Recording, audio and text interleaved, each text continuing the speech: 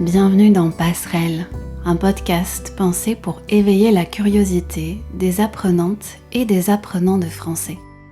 Je m'appelle Émilie et cette semaine, si vous écoutez cet épisode, ça veut dire qu'un petit miracle s'est produit. Ça veut dire que j'ai réussi à trouver le temps, l'espace mental, l'énergie et la motivation d'appuyer sur le bouton enregistrer. D'ailleurs, c'est la deuxième fois que j'enregistre cet épisode puisque la première tentative a été un échec total. C'est mignon d'entendre un bébé éternuer ou rigoler, mais un bébé qui pleure très fort parce qu'il est fatigué et c'est l'heure de la sieste, ça casse un peu les oreilles. Donc, je réessaye.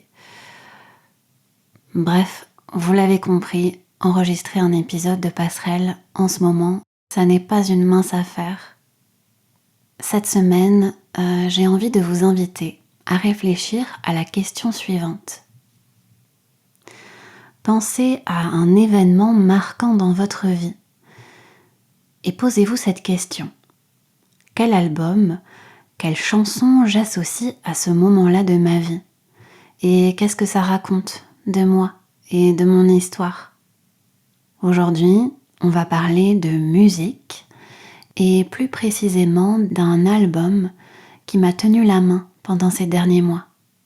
Et cet album, c'est Mon sang de Clara Luciani.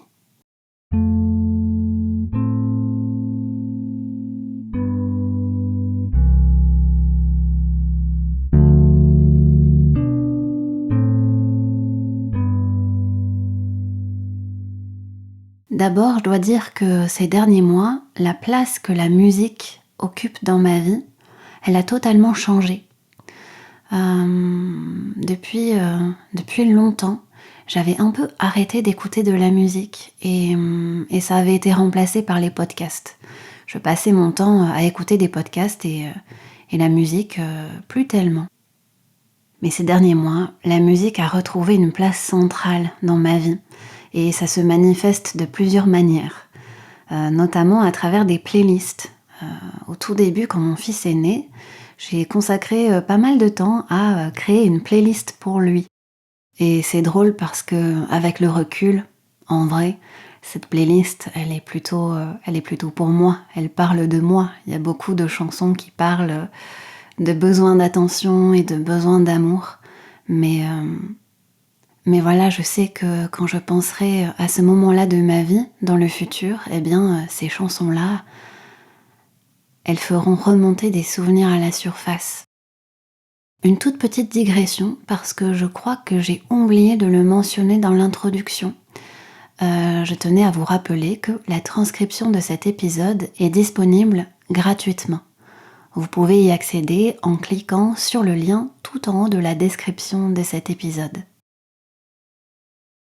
Et avant de refermer la parenthèse, je veux aussi prendre le temps de vous encourager à rejoindre le Papote Club. Le Papote Club, qu'est-ce que c'est ? C'est un espace où vous pouvez venir pratiquer l'écoute, réfléchir et échanger en français avec moi. Et de manière très concrète, 2 fois par mois, je vous envoie un message vocal, une carte postale sonore en quelque sorte. J'appelle ça la face B. Et donc, pour chaque épisode de Passerelle, il y a une face B. On retrouve un peu le vocabulaire de la musique ici. Dans la face B qui va accompagner cet épisode, l'épisode que vous êtes en train d'écouter, je partagerai cette fameuse playlist et ce sera l'occasion peut-être de vous faire découvrir ou redécouvrir des artistes francophones. Dans ce message vocal, je lirai aussi un extrait d'un roman que je suis en train de lire en ce moment. Un passage qui fait justement écho au thème du jour, la musique.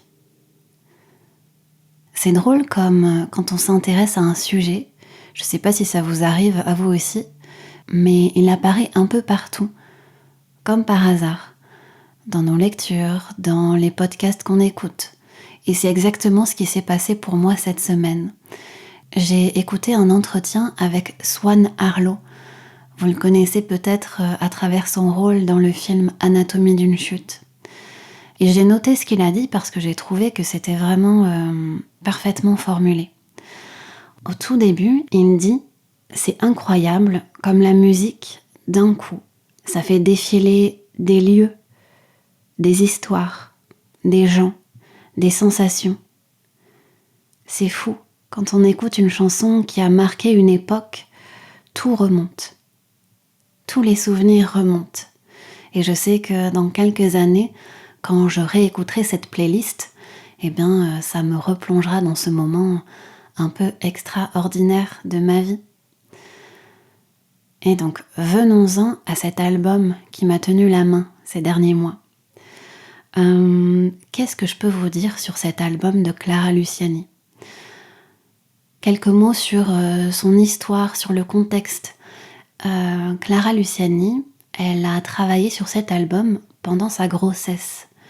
Donc, comme vous pouvez l'imaginer, c'est un album qui contient plein de chansons qui viennent parler... Alors, elle explique que c'est pas un album sur la grossesse ou sur son fils, mais c'est plutôt un album pour son fils. Je crois qu'elle dit ça dans les remerciements.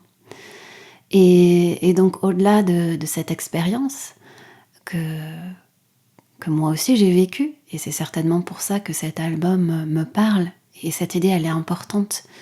Quand je dis que la musique a retrouvé une place centrale dans ma vie, que j'ai redécouvert la musique, je veux dire que j'ai l'impression d'avoir une écoute différente, d'être plus attentive aux paroles et de trouver plein de chansons comme ça avec des paroles qui me parlent à moi. Et j'ai l'impression qu'elle parle de moi, qu'elle raconte mon histoire.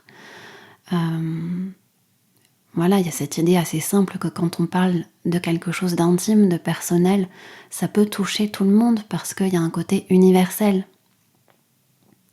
Donc au-delà simplement de l'expérience de la grossesse, c'est vraiment un album sur la famille, je crois, sur les liens qui nous unissent, les liens du sang, sur la transmission.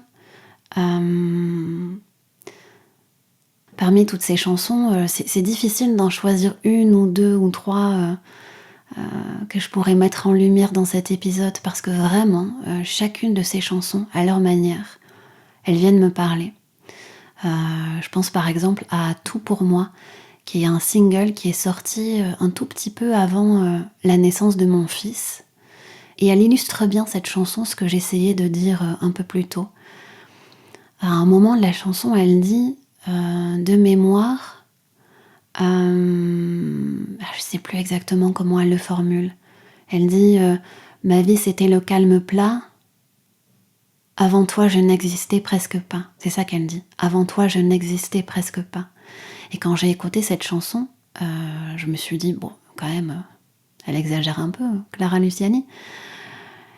Et puis, mon fils est né et je crois que ces paroles, je les ai comprises différemment.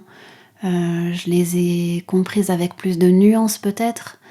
Je sais pas si vraiment... Dans ces paroles-là, elle s'adresse à son fils. Moi, je l'interprète comme ça. Et c'est peut-être ça le plus important. Mais voilà, c'est pas que ma vie d'avant, elle était ennuyeuse. Mais c'est clair que maintenant que je suis maman, maintenant que j'ai rencontré mon fils, la vie, elle a pris une dimension, une nouvelle dimension. C'est un peu comme si j'avais mis des lunettes et que tout était plus coloré, plus vibrant, plus... je sais pas comment expliquer ça. Peut-être que j'ai pas assez de recul. 4 mois. Peut-être que j'ai pas assez de recul pour expliquer ce que je ressens. Mais voilà, je vais pas passer toutes les chansons en revue.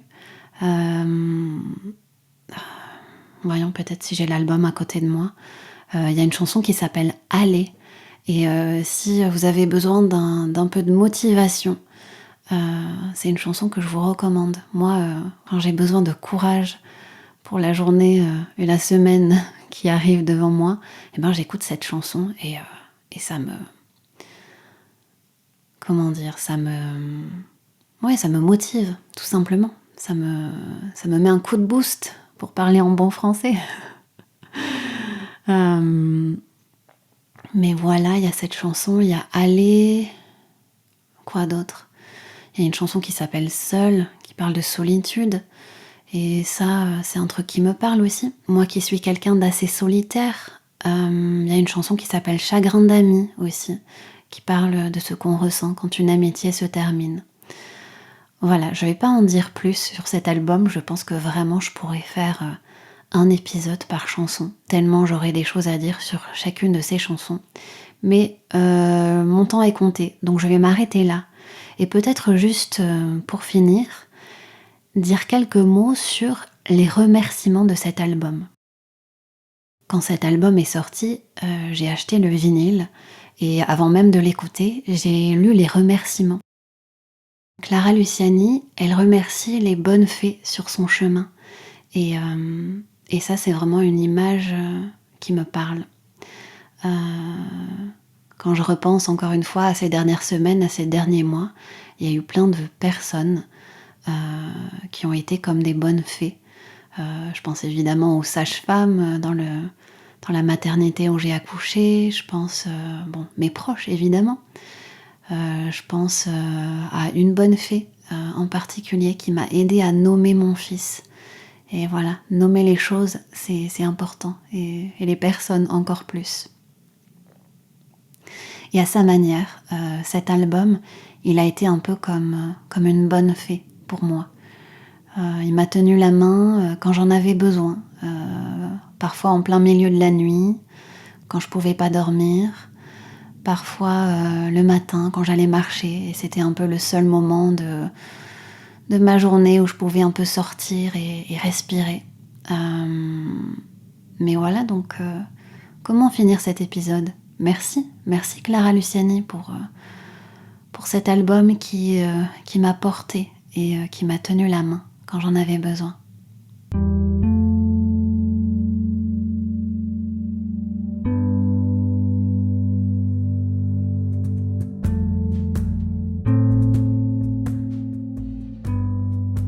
Voilà, je crois que c'est tout pour cet épisode. J'espère que c'était pas trop éparpillé.